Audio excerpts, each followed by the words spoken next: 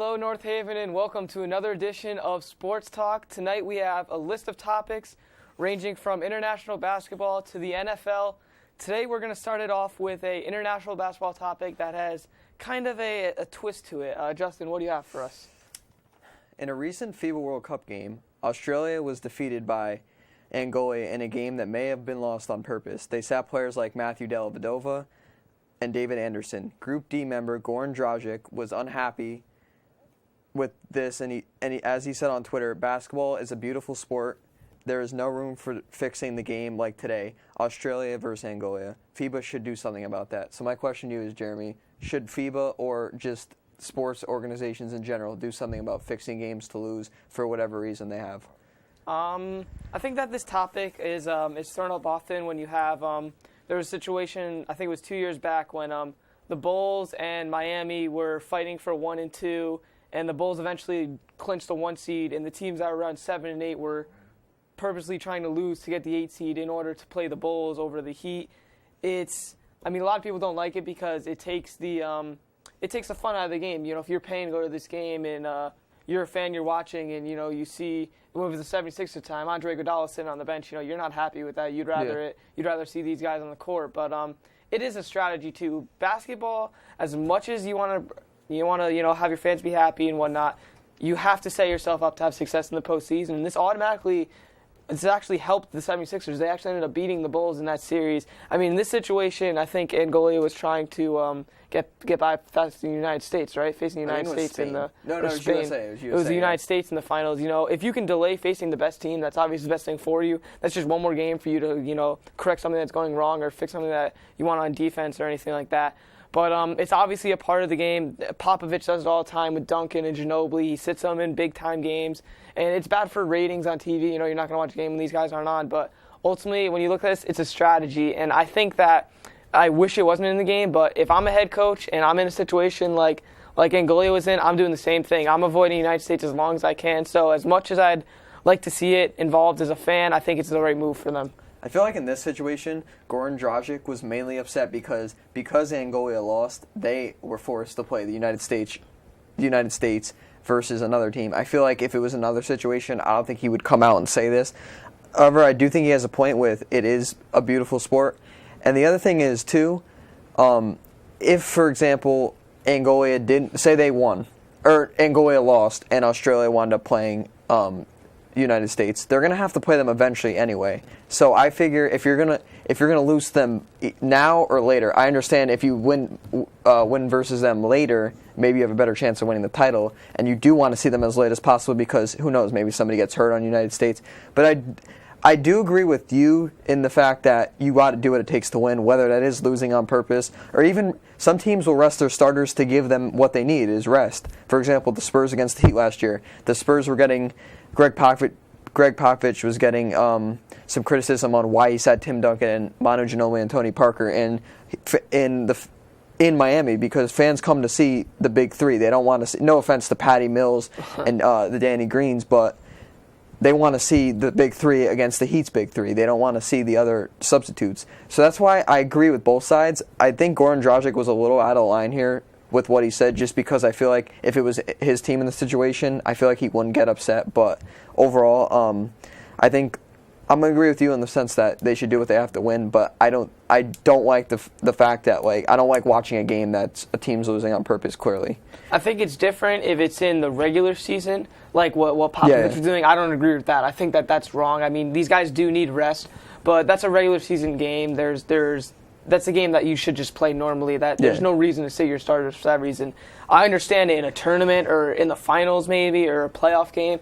I think that's totally different compared to just in the middle of the season. The middle of the season is kind of just uncalled for. And if I'm ESPN and I'm broadcasting that game, I would be very unhappy with Greg Popovich for doing that. That's hurting my ratings overall.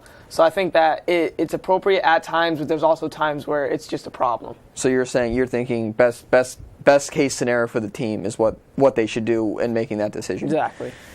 Moving on, obviously the NFL had their first week, a lot of ups and downs throughout it. We're going to talk about who was the good and bad when it comes to individuals to start with, and then next we're going to talk about our teams that we felt that were successful and unsuccessful. Justin, who do you think stepped up individually in the first week? in the first week, obviously going into the season, we knew Megatron was going to be there, but I think he stepped it up big time. Obviously, the Giants were sort of a team where, they could turn something around this year, and I think the Lions know that. Look, they're like we talked about a couple weeks ago on the show.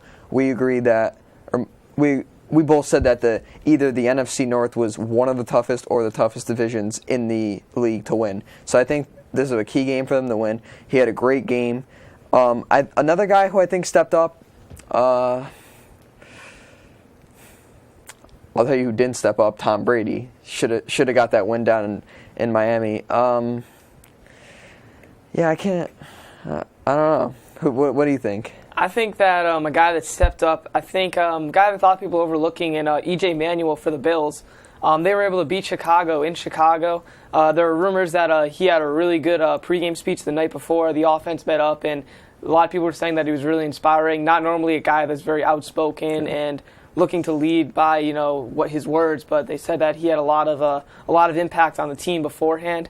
I think that if you're looking at someone that maybe underperformed, you look at maybe Tom Brady. Obviously, I mean, it's not that he underperformed; it's that he's expected to win this game, and especially playing Miami, a lot of people thought that this was a win. A lot of people not even giving the Dolphins a chance to win, but they ended up playing very well. Another guy I feel that had a good game despite losing, Derek Carr for the Raiders.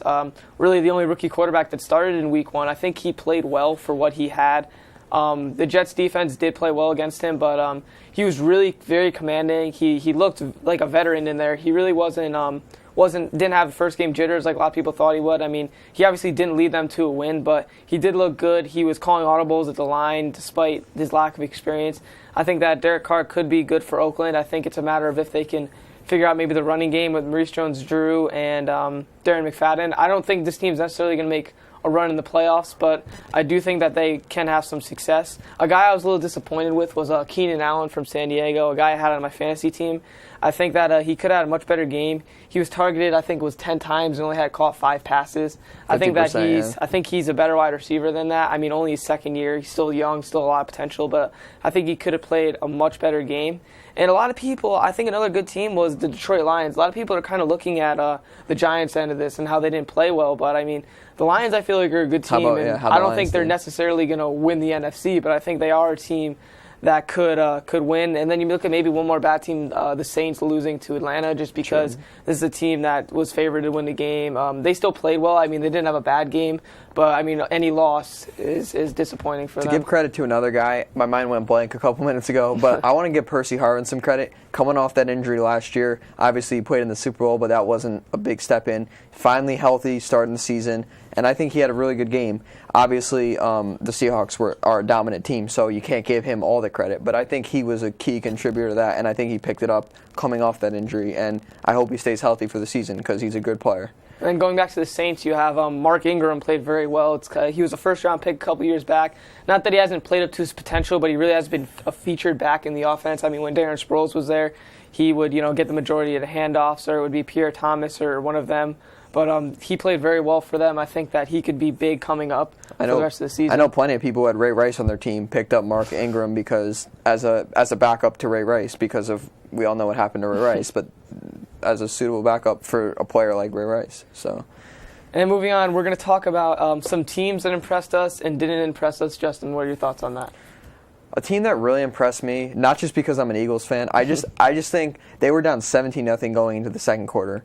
I remember I wasn't watching the game, but you were texting me saying, or it was Jake. Jake, one of our friends, was texting us. He was like, "Yeah, the Eagles are down 17-0. You should be scared." I was a little nervous, but I knew the Jaguars weren't the best team, and obviously I don't want to see my Philadelphia Eagles lose Week 1 to the Jaguars. I think they did pick it up big time. Obviously, I think if they did lose this week, Nick Foles would probably be blamed for it, and you never know. Like, he had a great season last year. Maybe he's falling into I don't know if you want to call it a sophomore slump because it is like his second season starting.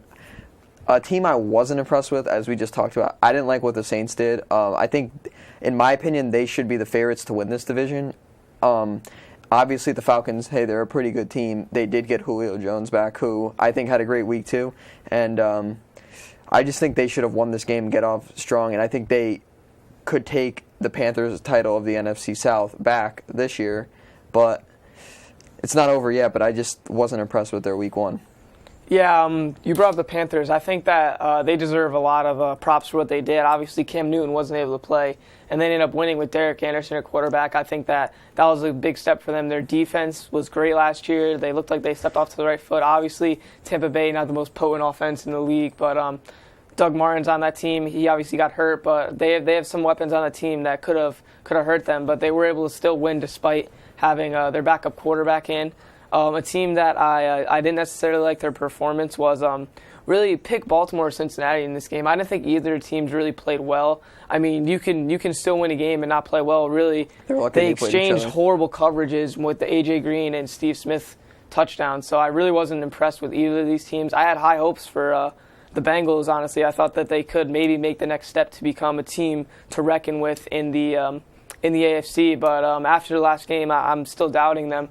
And then another matchup I really enjoyed watching was the Colts versus the Broncos. I think that the Broncos, they obviously played incredibly well in the first half, but in the second half, they were almost a disappointment. They kind of left the game around. And they gave the Colts a chance the whole time. Came in and took so that really would make me nervous as a Bronco fan. But we're just going to put that on hold real quick. We have a call. Hello, welcome to Sports Talk.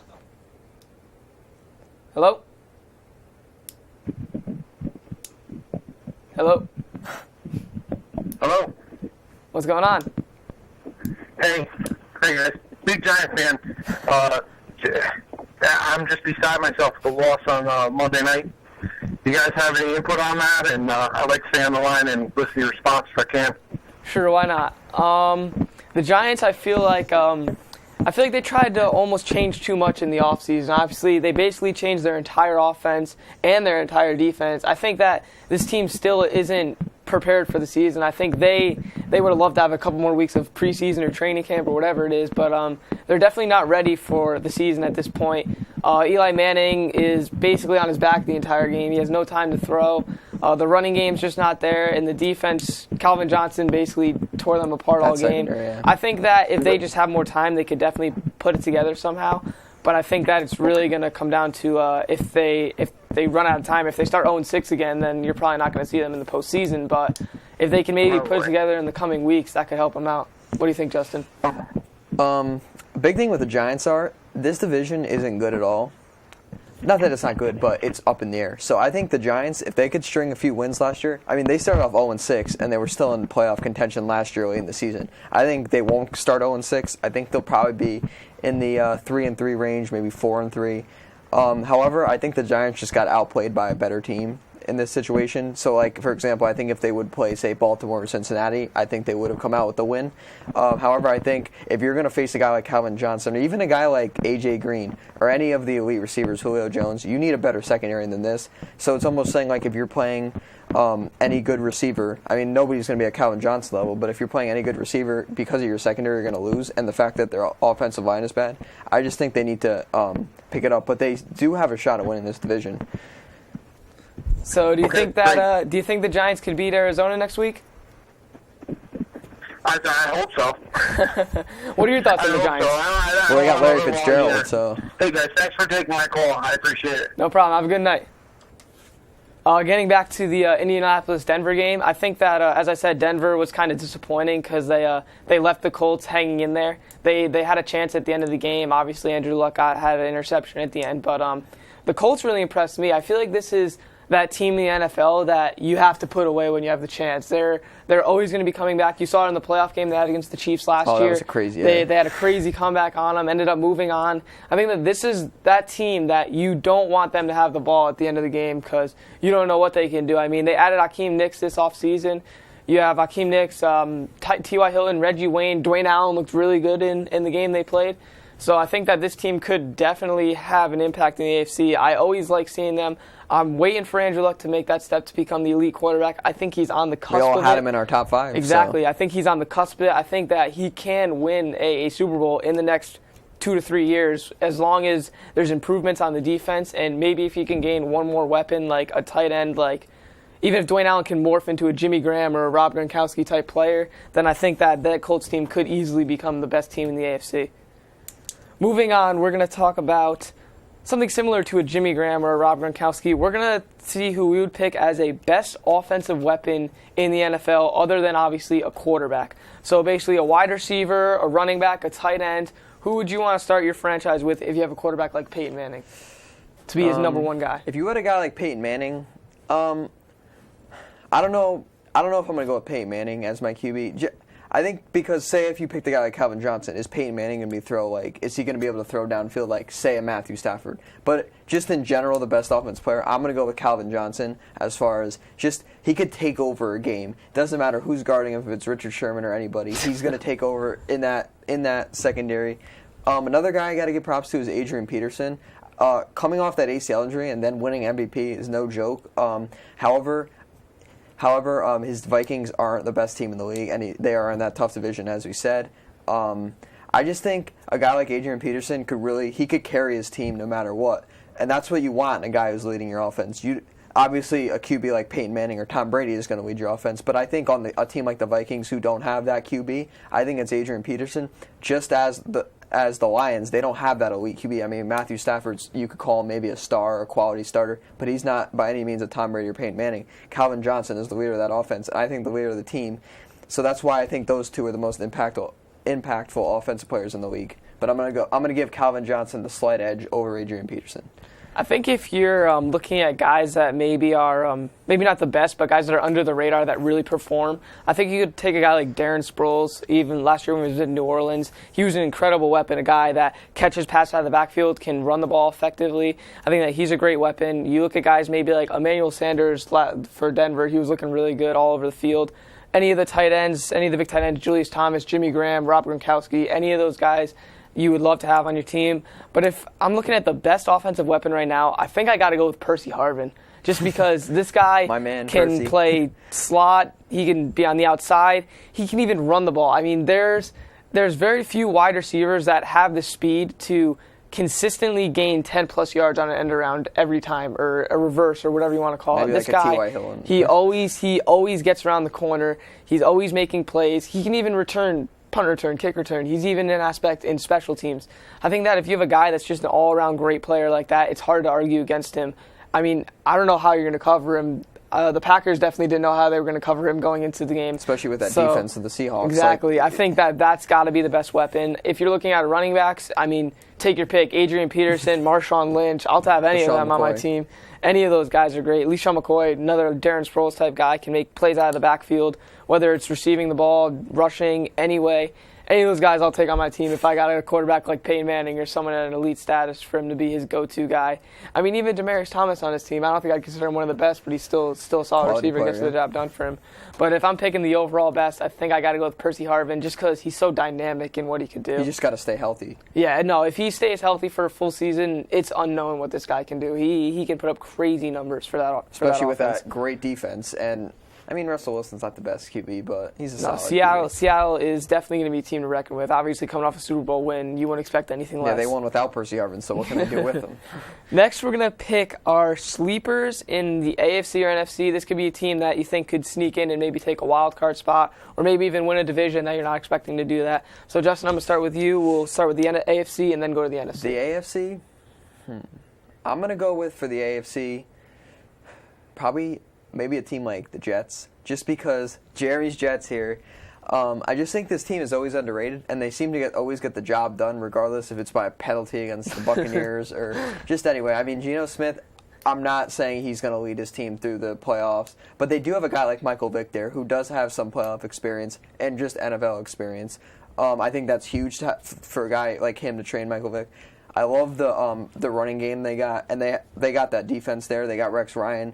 I just think this team could sneak in. Obviously, it's going to be a tough battle because there is some other great AFC teams, just like in the AFC West. They got the Chiefs, the Chargers, and the Broncos. So potentially it could be like last year again, where 3 teams out of that division make it and everybody else is out. So, but I think the Jets could be that team that really just comes out of nowhere and just makes that wild card. I just don't think they could do much when they get in, but we'll see. And then what about your NFC team? My NFC team, I'm going to go with the Giants. Let's go with both New York teams. I think will get in. I just think the Giants are the team that if they can get on a rally, I think they could get in. Just because I feel like for wild cards, the AFC is almost set every year, but the NFC is sort of up in the air. I just have to see how other teams do. But I'm going to go with the Giants here as like a sleeper, a team that maybe could come out of nowhere. I'm not saying they're like an automatic into to the wild card, but I think if anybody can do it, maybe after having a slow start like the loss, I think the Giants can. I just think this team always finds a way to win. Like they won the Super Bowl off a 7-9 season, and that's a realistic possibility. Again, I'm not saying they're going to win the Super Bowl, but maybe they'll go 7-9. I just think the Giants and the Jets, both New York teams, are the sleepers to make the wild cards this year. What about you, Jeremy? I do like the Jets. I think that their defense is ready to kind of get back to what they were in years past when they were contending for Super Bowls and whatnot. I think that defensive front's scary. I think that their running game with the three-headed beast they got in Bilal Powell, Chris Ivory, and then Chris Johnson they just recently added. I think that could be a lethal combination. But another AFC team you got to look at, really, the rest of that division could possibly be sleepy. The Dolphins, they just beat the Patriots. And even the Bills, if E.J. Manuel can play efficiently, their defense isn't horrible. So, I mean, maybe they can make some noise. So I think that any really team in the AFC, it's kind of the almost forgotten division. You're not really expecting to see another team out of that other than the Patriots being in the postseason. The Patriots are just going to So I think that team could make a run. And any team in the AFC West, I mean the Chargers, the Chiefs, any of those guys, even though the Chiefs didn't look the greatest. I don't know about the Raiders. That might be pushing it a little bit. But I think the Chargers can do it again like they did last year. If you're looking at the NFC, a team that not necessarily going to be a wild card, but I think could win a division that's we're not really expected to, I think the Falcons could. Because this is a team that a year out was playing in a conference championship game. I mean, last year was a disappointing season. But I think that they are where they need to be right now. Their defense is where it has to be for them to be able to contend, even though they gave a lot of points to the Saints. But that offense is so efficient that it's hard to. Just killed them last year. Yeah, it's hard to overcome that. But I think they could win the NFC South, even with teams like Carolina and the New Orleans in there. And then my team that I think could be a sleeper in winning the wild card in the NFC. The Arizona Cardinals, they were right there last year. Obviously, the NFC West is going to be hard to stay in contention, and they finished 10-6. That's normally going to be a spot in the playoffs in the NFL. So I think the losing Darnell Dockett on defense is going to be a little disappointing for them, and it's going to take some time for them to recoup from that. But I think that this offense is good enough. Andre Ellington's supposed to be their featured back. He's has some injuries right now, but I think once he gets healthy, that offense could become what it needs to be for them to contend in this NFC. I mean, obviously, I'm going to take the 49ers and Seahawks to place over them, but I think that they could still get that second wild card spot. Possibly 3 teams could make it it almost happened last year. Possibly the AFC West and NFC West. That could be the 3 teams from both divisions. Not to mention, as we debated last time, who the best cornerback in the league was.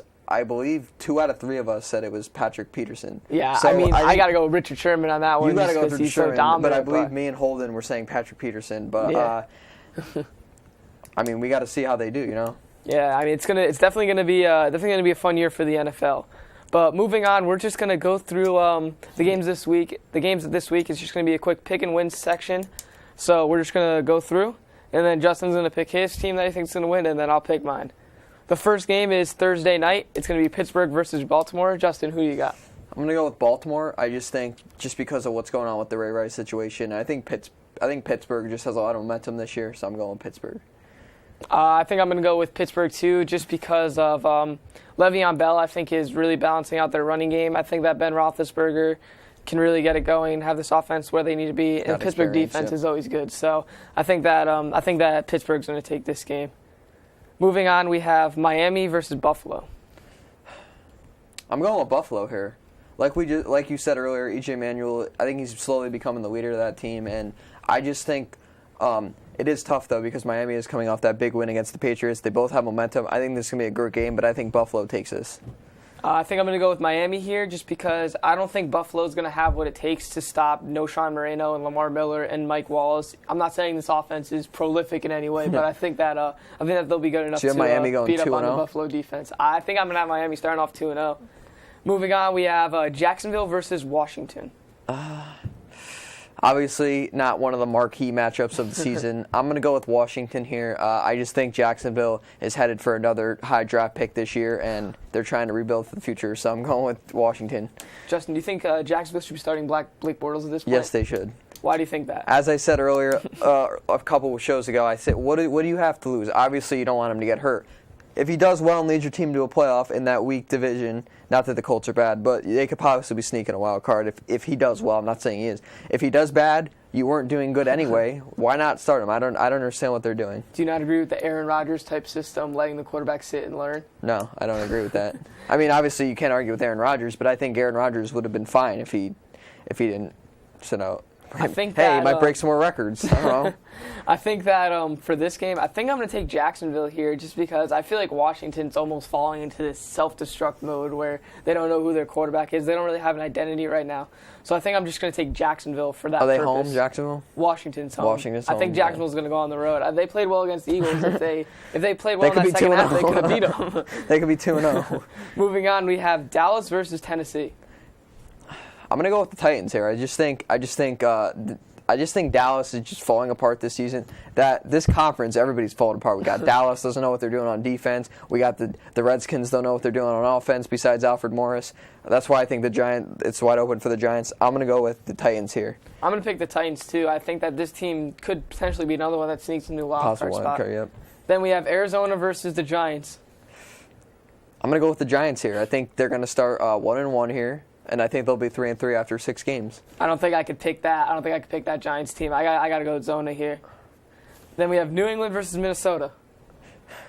New England. I think New England can't start 0-2. Tom Brady's going to figure out something, and he's going to take this game. Yeah, I got to agree with you and go with New England here. I don't think New England loses 2 in a row. New Orleans versus Cleveland. New Orleans, Cleveland. I'm going to go with the Saints here. Just like the Patriots, I don't think they could start 0-2. Drew Brees is too experienced of a QB.